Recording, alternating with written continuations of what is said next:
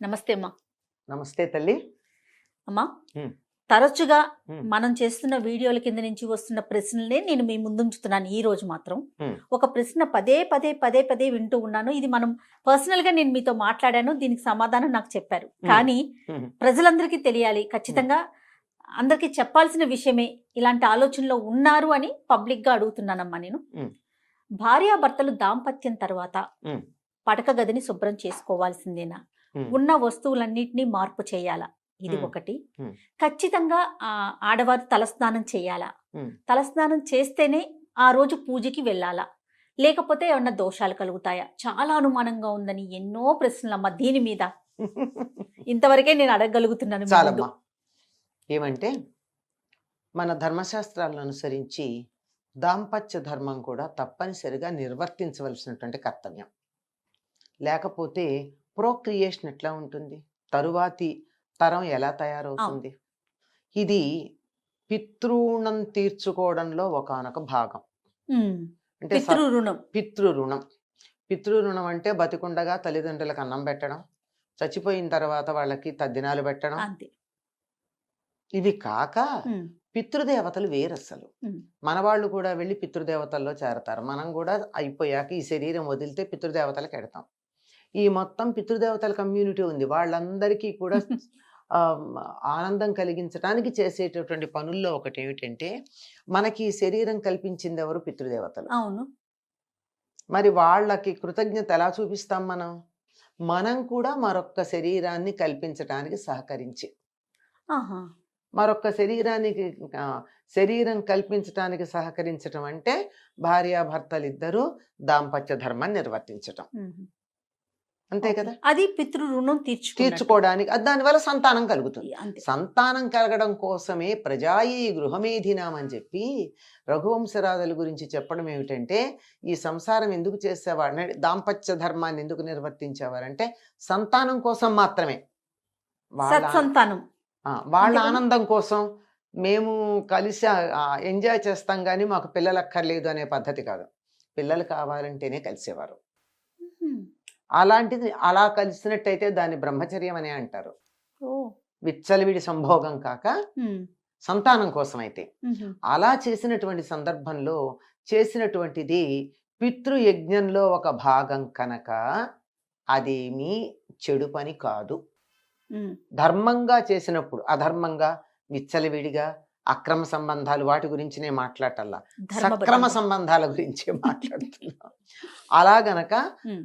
ధర్మబద్ధంగా వివాహం చేసుకున్నటువంటి భార్యాభర్తలు కలిసినట్టయితే అది పితృకార్యమే గనక ఎటువంటి దోషం లేదు. ఎటువంటి దోషం లేకపోవడమే కాదు, ఆడవాళ్ళు తప్పనిసరిగా తలస్నానం చెయ్యాలన్న నియమం లేదు. చెయ్యనక్కరలేదు. అబ్బా! ఎంత క్లియర్‌గా ఉందమ్మా. చెయ్యనక్కరలేదు. నేను చెప్పాను ఆడవాళ్ళు అని. యెస్. గమనించండి. యెస్. పురుషులు తప్పనిసరిగా చెయ్యాలి. ఓహ్! తేడా ఉంది. ఓకే. ఎందుకనంటారమ్మా? దానికేమన్నా ప్రత్యేకించి ఉంది. శాస్త్రం ఉందా? Woman receives, man gives. Okay. ఏదన్నా ఇచ్చేసిన తర్వాత స్నానం చేసేయటం. హుహు. వదులుకోవడం అన్నది. ఓకే.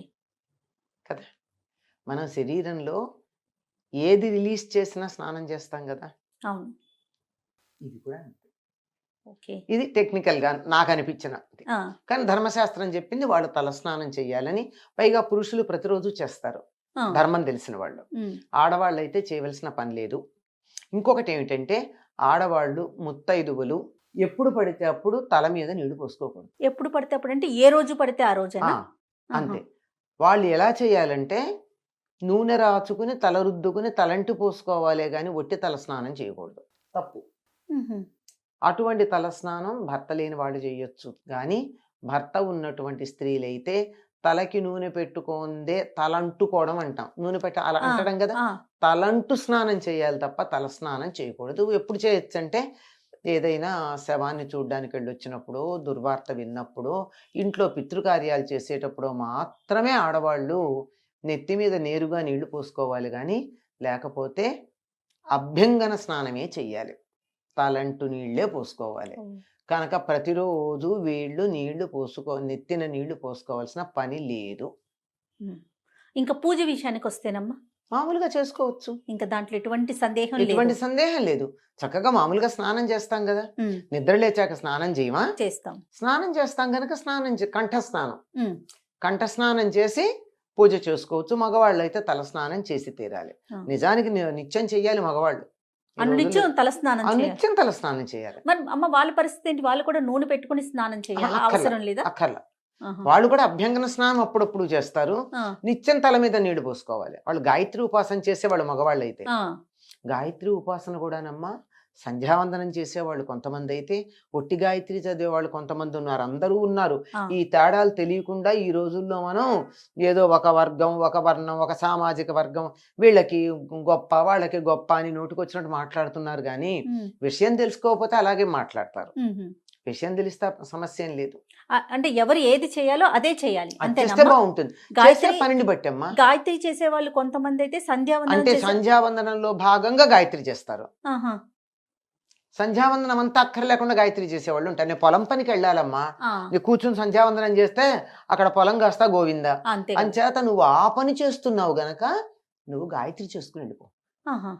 కన్సెషన్, అదే అదే వెసులుబాటు. వెసులుబాటే తప్ప సౌకర్యమే తప్ప బ్యానింగ్ కాదు. ఓకే. చేసే ఉద్యోగ ధర్మాన్ని బట్టి, వృత్తిని బట్టి, ఆరోగ్యాన్ని బట్టి, పరిస్థితిని బట్టి ఎన్ని రకాల సౌకర్యాలు ఉన్నాయమ్మా మనకి.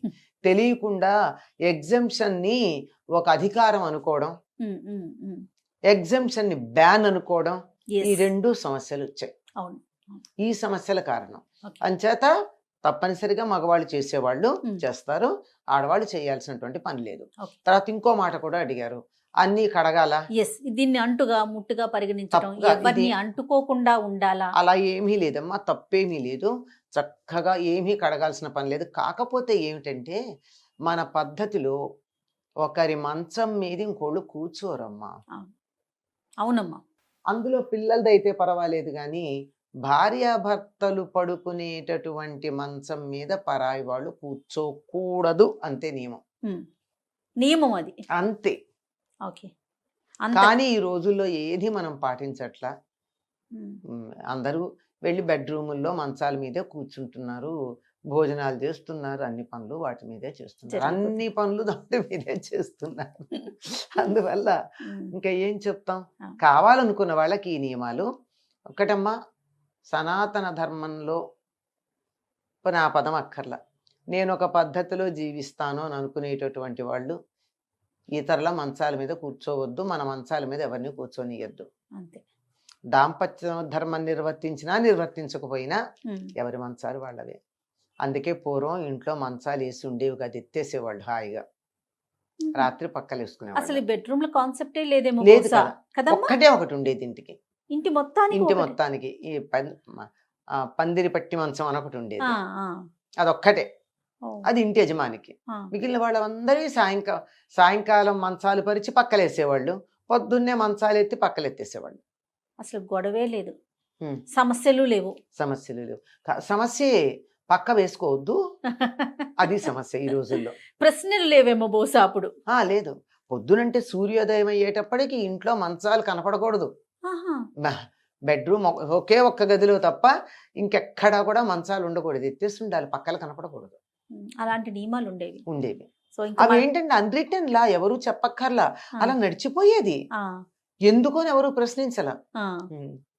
సో ఇప్పుడు మన ప్రశ్నలోకి వస్తే కనుక ఎటువంటి నియమాలు పాటించిన అవసరం లేదని చెప్పాలి. ఆడవాళ్ళు పాటించక్కర్లా, రైట్. మగవాళ్ళు మాత్రం తప్ప. ఖచ్చితంగా పాటించాలి. నమస్తే అమ్మా. నమస్తే అమ్మ.